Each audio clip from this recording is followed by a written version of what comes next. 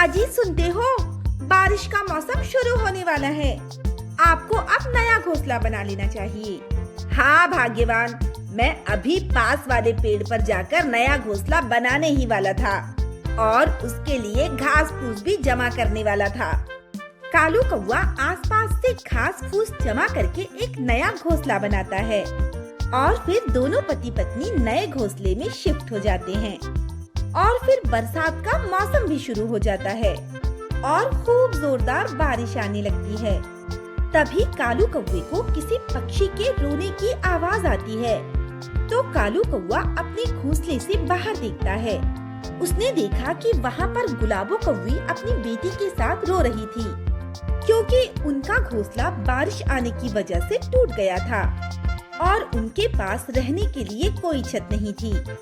तभी कालू कौवा और उसकी पत्नी को उन दोनों पर दया आ जाती है और तभी कालू कौवा कहता है, अरे गुलाबो बहन, मेरे होते हुए तुम चिंता क्यों कर रही हो? वो सामने वाला घोंसला दिखाई दे रहा है ना तुम्हें, वो मेरा घोंसला है। तुम फिलहाल वहाँ रहकर गुजारा कर लो और बारिश के रुकते ही अपने घोंसले को मजबूत बना लेना। गुलाबो कौवी काले कौवे की ये बात सुनते ही उस घोंसले में चली जाती है और बारिश रुकने का इंतजार करती है। और फिर अगली सुबह बारिश रुक जाती है और फिर कालू कौवा गुलाबो कौवी की मदद करता है और वो दोनों मिलकर उसका घोंसला मजबूत बना देते हैं, जिसमें गुलाबो कौवी अपनी बेटी के साथ खुशी खुशी रहने लगती है और वो कालू कौवे का ढेर सारा धन्यवाद करती है और इसी तरह वो अपनी बेटी के साथ दोबारा उस घोंसले में खुशी खुशी रहने लग जाती है। तो दोस्तों, कैसी लगी आपको हमारी कहानी? अगर पसंद आई हो तो लाइक, शेयर एंड सब्सक्राइब करना ना भूलें और ऐसी ही दिलचस्प कहानियाँ देखने के लिए बने रहें हमारे चैनल पर। एक समय की बात है, हरे भरे जंगल में सैमी नाम की एक जिंदा दिल युवा गिलहरी रहती थी। सैमी, उसकी चमकीली चमकती आंखें और रोएदार पूंछ थी, जिस पर उसे अविश्वसनीय रूप से गर्व था। उसे इससे अधिक कुछ भी प्रिय नहीं था। जंगल की खोज करने और नए दोस्तों को बनाने के बजाय एक धूप भरी सुबह सैमी बलूत के फल की तलाश में इधर उधर घूमने में व्यस्त था। अचानक उसने ऊपर से एक धीमी सी आवाज आती हुई सुनी, मदद करो, मदद करना, कृपया कोई मदद करो। उत्सुक और चिंतित सैमी ने ऊपर की ओर देखा और एक नाजुक शाखा पर बैठे एक छोटे पक्षी को देखा। रुको छोटी दोस्त, मैं अभी वहाँ आता हूँ। बड़ी फुर्ती के साथ सैमी तेजी से पेड़ पर चढ़ गया और धीरे से कांपते हुए पक्षी को सुरक्षित शाखा पर ले गया। बहुत बहुत धन्यवाद सैमी, मेरा नाम बेला है और मैं यहाँ पर फंस गई थी। मैं सैमी हूँ, मैं अपने वन मित्रों की मदद के लिए हमेशा यहाँ रहता हूँ। वैसे आप यहाँ क्या कर रहे थे? मैं अपने परिवार के लिए घोंसला बनाने की कोशिश कर रही थी, लेकिन मैं इसमें बहुत अच्छी नहीं हूँ। चिंता मत करो बेला, मुझे इस कार्य में आपकी सहायता करने दें। और इसीलिए सैमी और बेला ने एक साथ काम करते हुए टहनियाँ, पत्ते और काई इकट्ठा करके एक इमारत बनाने में दिन बिताया। पेड़ की ऊंचाई पर आरामदायक घोंसला। काम करते समय वो बातें करते और हंसते थे और तेजी से दोस्त बन गए। जैसे ही सूरज डूबने लगा, बेला का परिवार पेड़ पर लौट आया। वे सुंदर घोंसले को देखकर आश्चर्यचकित रह गए। सैमी और बेला ने बनाया था। ओह बेला, ये घोंसला अद्भुत है और सैमी, हमारी छोटी सी मदद के लिए धन्यवाद। ये मेरी खुशी थी, मुझे मदद करने में हमेशा खुशी होती है। तुम एक सच्चे दोस्त हो सैमी, अगर तुम्हें कभी किसी चीज की जरूरत हो तो मांग लेना। बेला का परिवार, आपका बहुत बहुत धन्यवाद, मुझे हमेशा याद रहेगा। दोस्ती की हार्दिक भावना के साथ सैमी अपने पेड़ के पास लौट आया, ये जानते हुए कि उसने इसे बनाया था। जंगल में नए दोस्त। उस रात वो चेहरे पर मुस्कान के साथ सो गया। अगले दिन सैमी एक बार फिर जंगल की खोज कर रहा था, जब उसने झाड़ियों में सरसराहट सुनी। ओह प्रिय, मैं कहाँ हूँ? वहाँ कौन है? रोजी नाम की एक छोटी खरगोश बाहर निकली। उसकी नाक घबराहट से हिल रही थी। मैं जंगल में खो गई थी सैमी। मुझे नहीं पता कि घर कैसे पहुंचूं। चिंता मत करो रोजी, मैं तुम्हारा घर का रास्ता खोजने में तुम्हारी मदद करूंगा। सैमी ने जंगल में रोजी का मार्गदर्शन किया और उसे सिखाया कि कौन सा रास्ता अपनाना है और कौन सा रास्ता नहीं अपनाना। रास्ते में उन्होंने अपने पसंदीदा भोजन के बारे में बातचीत की और खेल खेले। थोड़ी देर बाद वो जंगल के किनारे पहुँचे, जहाँ रोजी का परिवार उत्सुकता से इंतजार कर रहा था। रोजी, तुम सुरक्षित हो?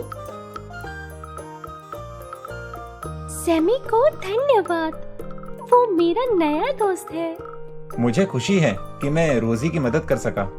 सैमी, तुम एक अच्छे हीरो हो। अगर तुम्हें कभी किसी चीज की जरूरत पड़े तो पूछने में संकोच मत करना। आपका धन्यवाद, मैं रोजी के परिवार को हमेशा याद रखूंगा।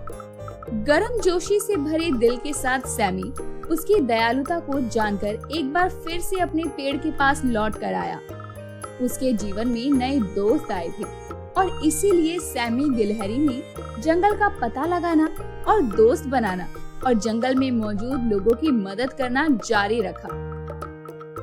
उसने सीखा कि मदद करके और अपने दिल की बात साझा करके उसने न केवल जंगल को बेहतर बनाया स्थान, लेकिन रास्ते में बनी मित्रता में भी उसे खुशी मिली। सैमी के कारनामे सिखाए गए सभी ने कहा कि दयालुता और मित्रता जंगल के सच्चे खजाने थे। लाइक, शेयर एंड सब्सक्राइब करना ना भूलें और ऐसी ही दिलचस्प कहानियाँ देखने के लिए बने रहें हमारे चैनल पर। बहुत समय पहले की बात है, किसी जंगल में एक टूनी चिड़िया अपने 2 बच्चों के साथ रहा करती थी। टूनी चिड़िया के घोंसले के पास ही लाडो चिड़िया का मिट्टी का बना हुआ घर भी था। लाडो चिड़िया ने अपने घर के बाहर एक स्विमिंग पूल भी बनाया हुआ था, जहाँ पर वो अपने बच्चे को नहलाया करती थी। एक दिन लाडो चिड़िया के पास टूनी चिड़िया आती है और कहती है, अरे लाडो बहन, मेरे बच्चों के पैर खेल खेल कर खराब हो गए हैं। मैं चाहती हूँ कि वो भी तुम्हारे स्विमिंग पूल में आकर नहा लें और साफ सुथरे हो जाएं।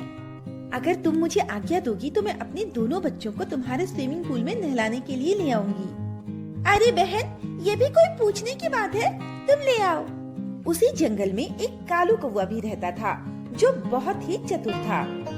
जब टूनी चिड़िया अपने दोनों बच्चों को नहलाकर वापस ले आती है, तो कालू कौवा टूनी चिड़िया के पास जाता है और कहता है, अरे टूनी बहन, मेरे बच्चे भी बहुत मैले हो गए हैं, परंतु मुझे नहीं लगता कि लाडो बहन अपने स्विमिंग पूल में मेरे बच्चों को भी नहाने देंगी, क्योंकि उसके स्विमिंग पूल का पानी बहुत कम हो गया है। क्या तुम पास वाली पहाड़ी पर जाकर देख आओगी कि वहाँ पर बहने वाली नदी में पानी है या नहीं? मैं यहाँ रुककर तुम्हारे बच्चों की रक्षा करूँगा। ठीक है कालू भाई, आपके बच्चे मेरे भी बच्चे हैं। मैं उनके लिए उस पास वाली पहाड़ी में देख कर आती हूँ कि वहाँ से बहने वाली नदी में पानी है या नहीं। टूनी चिड़िया अपने बच्चों को कालू कौवे के पास छोड़कर पहाड़ी की ओर उड़ने लगती है। तभी रास्ते में एक भयानक तूफान आ जाता है और दूसरी तरफ कालू कौवा खुद को बचाने के लिए टूनी चिड़िया के दोनों बच्चों को उनके घोंसले से बाहर फेंक देता है और दरवाजा बंद करके खुद अंदर बैठ जाता है। तभी लाडो चिड़िया देखती है कि टूनी चिड़िया के दोनों बच्चे बाहर बारिश में भीग रहे हैं, तो लाडो चिड़िया टूनी चिड़िया के दोनों बच्चों को अपने घोंसले में ले आती है और दूसरी तरफ टूनी चिड़िया उस तूफान से बचते हुए बड़ी मुश्किल से अपने घर पहुंचती है। तो वो देखती है कि तूफान बहुत ज्यादा होने के कारण उसका घोंसला पानी में गिर जाता है और कालू कौवा वो दरवाजा नहीं खोल पाता। फिर बड़ी मुश्किलों से दरवाजा खोलने के बाद भी कालू कौवा उसी पानी में डूबने लगता है। तभी लाडो चिड़िया टूनी चिड़िया को इशारा करके अपने घोंसले की ओर बुलाती है और उसके दोनों बच्चों को उसके हवाले कर देती है, परंतु टूनी चिड़िया कालू कौवे का लालच देखकर उसकी मदद नहीं करती और कालू कौवा पानी में डूबकर मर जाता है और टूनी चिड़िया एक नया घोंसला बनाकर अपने दोनों बच्चों के साथ उसमें रहने लगती है और वो सभी खुशी खुशी अपना जीवन जीने लगते हैं। तो दोस्तों, कैसी लगी आपको हमारी कहानी? अगर पसंद आई हो तो लाइक, शेयर एंड सब्सक्राइब करना ना भूलें और ऐसी ही दिलचस्प कहानियाँ देखने के लिए बने रहें हमारे चैनल पर।